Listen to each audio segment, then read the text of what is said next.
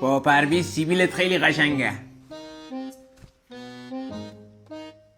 با پرویز موهات چقدر قشنگه. گویسک داری با من لانس میزنی؟ لانس واسه کارواشه. اون چی داری میخوری؟ شاورما. او زرت مامان کجاست؟ تا دیروز نون خشکو مثل اردک خارجی تو آب خیس میدادی میخوردی که. به بچه چی کار داری پرویز؟ بخور نوش جونت. آخ فخری جان من، فخفخ من، تو دنیایی. دنیا کی پرویز؟ فکر کنم دنیا جهانبختو میگه. نه فخری جان، منظورم دنیا همون جهان و هستیه. هستی کیه بیشور؟ یا ابوالفضل فخری جان، منظومه شمسی. شمسی کیه؟ اون پیر خرفت کیه پرویز؟ فخری جان تو عصبی هستی؟ آره.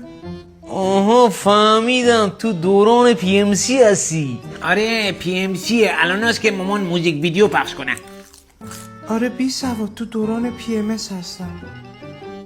فخری جان والا من خارجی مورجی بلد نیستم، فقط میدونم که زنا در ماه 7 روز پروید میشن. آره والا منم خیلی قده پیرویدم کم کاره. گویسک.